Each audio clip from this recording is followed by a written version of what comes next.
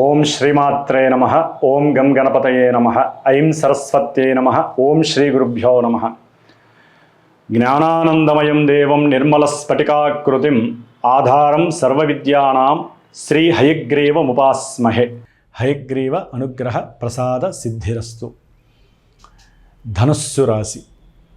ధనస్సు రాశి వారికి ముఖ్యంగా ఈ నవంబర్ మాసంలో అనగా ధనస్సు రాశిలో ఉన్నటువంటి మూలా నక్షత్రము 1, 2, 3, 4 పాదాల వారు, పూర్వాషాఢ నక్షత్రము 1, 2, 3, 4 పాదాల వారు, ఉత్తరాషాఢ నక్షత్రము 1వ పాదము, ఈ 9 నక్షత్ర పాదాలు కలిగినటువంటి ఈ యొక్క విశేషమైనటువంటి ధనస్సు రాశి వారికి ఈ నవంబర్ మాసంలో 1వ తేదీ నుండి 30వ తేదీ వరకు మరి దీని రాశ్యాధిపతి అట్లాగే చతుర్థ స్థానాధిపతం విద్యాస్థానాధిపతి, గృహస్థానాధిపతి, సౌఖ్యస్థానాధిపతి అయినటువంటి గురుడు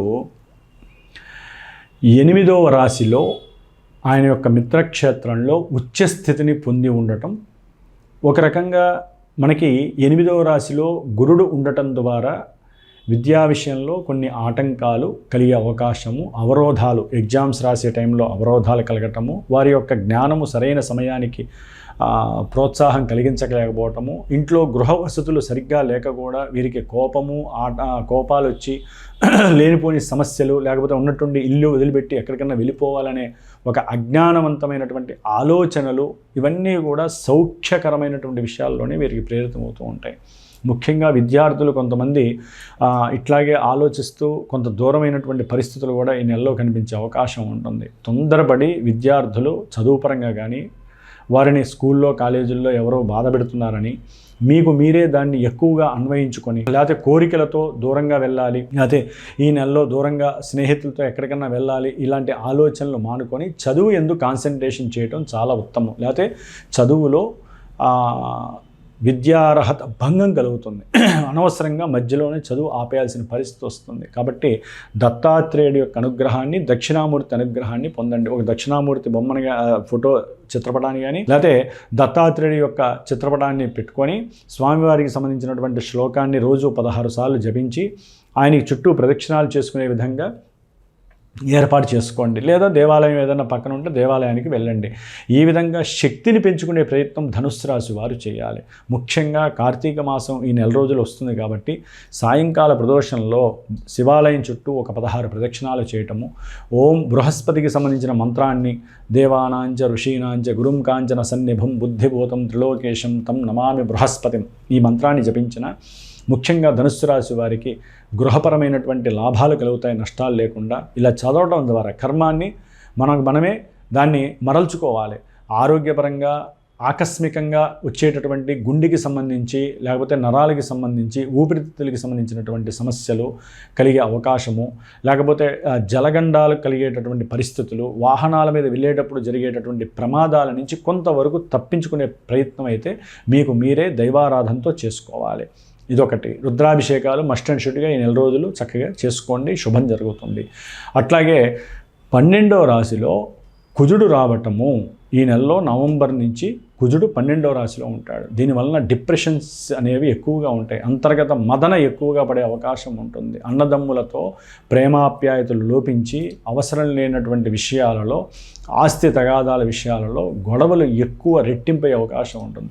మీరు ఏ ప్రయాణాల్లో ముఖ్యంగా మీరు ఏదో ఆశిస్తారు, ఏదో అనుకుంటారు, పిల్లల విషయంలో ఏదో దాయాలి 10 రూపాయలు, ఈ స్థలాన్ని అమ్మాలి, లేకపోతే మా పిత్రార్జితమో మాత్రార్జితమో ఉంది, ఈ స్థలాన్ని లేకపోతే ఈ గృహాన్ని మనం మార్చుకోవాలి, అమ్మేసేయాలి.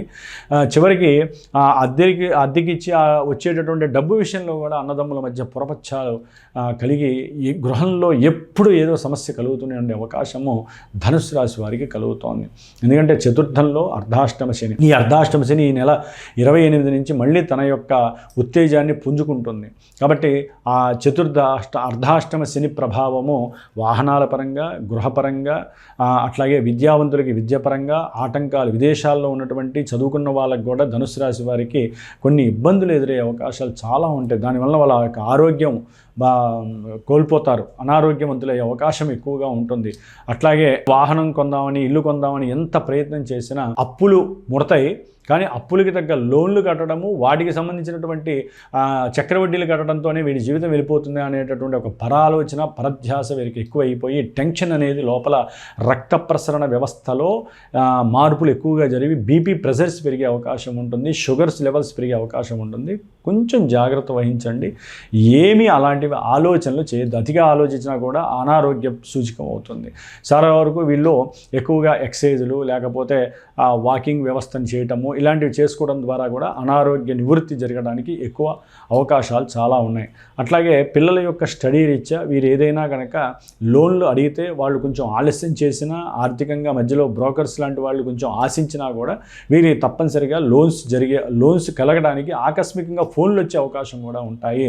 ముఖ్యంగా రవి మహానుభావుడు ఈ నెల ఇప్పటి వరకు బాగున్నప్పటికీ ధనుసు రాశి వారికి అనుకూలంగా ఉంటాడు. ఎప్పటి వరకు?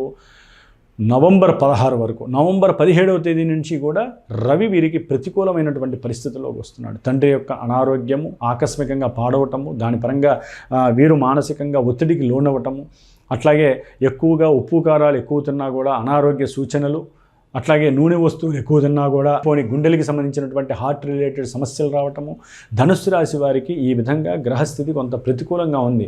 శని కావచ్చు, గురుడు కావచ్చు, లేకపోతే రవి కుజులు కావచ్చు. ముఖ్యంగా శుక్రుడైతే కనుక వీరికి చాలా అనుకూలమైన పరిస్థితి. నవంబర్ నెల అప్పులు ఏమన్నా చేసుంటే తీర్చే అవకాశం లభిస్తుంది.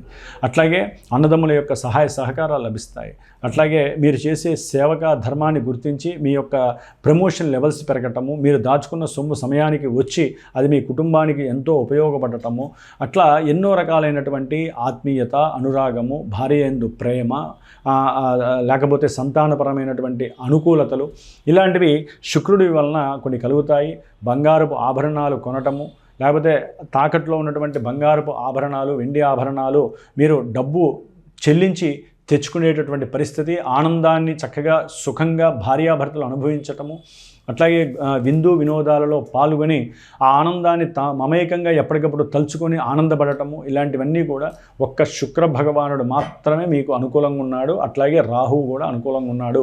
అయితే రాహు యొక్క దృష్టి శుక్రుడి మీద పడడం ద్వారా ఒక్కోసారి ఆకస్మికంగా కొంతమంది అప్పులు ఒక పట్టాన్ని తీరని వాళ్ళు ఉంటారు. మరి తొందరగా తీరుతాయండి. ఉద్యోగం పెద్ద పెద్ద దేశాలకి చదువురీత్యా పంపిస్తారు. ఆ పంపించినప్పుడు అక్కడ ఉద్యోగాలు లేక వారి యొక్క చక్రవడ్డీలు పెరిగిపోయి ఆ ధనాన్ని కట్టలేక చాలా ఇబ్బందులు పడేవాళ్ళు ఉంటారు. వారికి చాలా కష్టతరమైనటువంటి పరిస్థితిని కూడా చెప్పుకోవచ్చు. కాకపోతే ఏంటంటే వీరు కొంచెం సంకల్పరీత్యా ముఖ్యంగా ఏం చేయాలంటే ఓం నమః చండికాదేవి నమః, లేకపోతే చండీ మంగళ చండికా స్తోత్రం అని ఉంటుంది, దాన్ని చదవటము, లేకపోతే దుర్గా సూక్త పారాయణ చేయటము, అట్లా ఏదో రకంగా దుర్గాదేవిని ఆరాధిస్తే అటు భార్యపరంగా, ఆర్థికంగా, అప్పుల పరంగా మీకు ఏదైనా ఎదురు వచ్చినా వాటిని తొలగించే శక్తి ఈ యొక్క దుర్గాదేవి మీకు అందిస్తుందనే భావించవచ్చు. ఏదేమైనా మీరు రవి కుజులకి జపం చేయించుకోవటం, దానం ఇచ్చుకోవటం ఉత్తమం. లేదా అట్లీస్ట్ వారి యొక్క స్తోత్రాన్ని పఠించండి. గురు మహానుభావుడికి ఈశ్వర రుద్రాభిషేకాలు చేయించండి. అట్లాగే శనికి సంబంధించినటువంటి మృత్యుంజయ పాశుపత హోమం మా పీఠంలో మరి ఈ నెల 26వ తేదీన స్కందషష్ఠి జరుగుతోంది. మరి కుజరాహుల యొక్క దోషప్రదం కోసం సుబ్రహ్మణ్య పాశుపత హోమం జరుగుతోంది. అట్లాగే శనీశ్వరుడికి సంబంధించి అమావాస్య రోజున 20వ తారీఖున కార్తీక అమావాస్య రోజున మరి ఈ మహామృత్యుంజయ హోమం జరుగుతుంది. దానికి మరలా మన యొక్క కాశీ క్షేత్రంలో చక్కగా స్వామివారికి జ్యోతిర్లింగార్చన చేసుకొని ఆ యొక్క మృత్తికాలింగార్చన చేసి ఆ రుద్రాక్ష మీకు ఇవ్వడం జరుగుతుంది. కాబట్టి ఏదైనా సరే అష్టమ ఏలినాటి అర్ధాష్టమ శనిగ్రహ దోషాలు ఉన్నవాళ్ళు ఈ యొక్క కార్యక్రమంలో పాల్గొనవచ్చు. అట్లాగే పార్టిసిపేట్ చేసే అవకాశం తీసుకోవచ్చు. కుజరాహుల యొక్క దోషం కోసము ఈ నెల 26వ తేదీన స్కందషష్ఠి రోజున సంతానం కోసము, విద్యా విఘ్నాలు తొలగడం కోసము, గృహ యోగాలు, భూయోగాలు కలగటానికి, వాటి పరంగా ఉన్న దోషాలు తొలగిపోవటానికి, అన్నదమ్ముల మధ్య ఉన్నటువంటి దోషాలు తొలగిపోవటానికి, కొట్లాట్లు కుమ్ములాట్లు లేకుండా అనుకోని ప్రమాదాలు, శస్త్రాల వలన కలిగేటటువంటి ఎన్నో ప్రమాద గండాల నుంచి తప్పించుకునేటటువంటి పరిస్థితుల నుంచి, దాంపత్యం అనుకూలతంగా ఉండటానికి, వివాహ అనుకూలత కోసము, సత్సంతాన యోగము కొంతమందికి 2-3 సార్లు అభాషణలు జరిగే పరిస్థితి ఉంటుంది. వీరందరికీ కూడా సంవత్సరానికి ఒకసారి మనకి నెలకి 2 వచ్చినా కూడా షష్ఠులు, సంవత్సరానికి ఒకసారి సుబ్రహ్మణ్య షష్ఠి వస్తుంది మార్గశిర మాసంలో. కాబట్టి ఆ మొదటి రోజు నుంచి 6 రోజులు సర్వసూక్త పారాయణ జపం చేయటము, చక్కగా 6వ రోజు స్కంద షష్ఠి రోజున సుబ్రహ్మణ్య పాశుపత హోమం చేయటము జరుగుతుంది. కాబట్టి అవకాశం ఉన్నవాళ్ళు, అభీష్టం ఉన్నవాళ్ళు చక్కగా సంప్రదించండి. పీఠానికి ఫోన్ చేసి దానికి తగ్గట్టుగా మీ యొక్క గోత్రనామాదులు ఇచ్చి పార్టిసిపేట్ చేయండి. స్వామివారి యొక్క అనుగ్రహాన్ని పొందండి. ఓం శ్రీమాత్రే నమో నమః.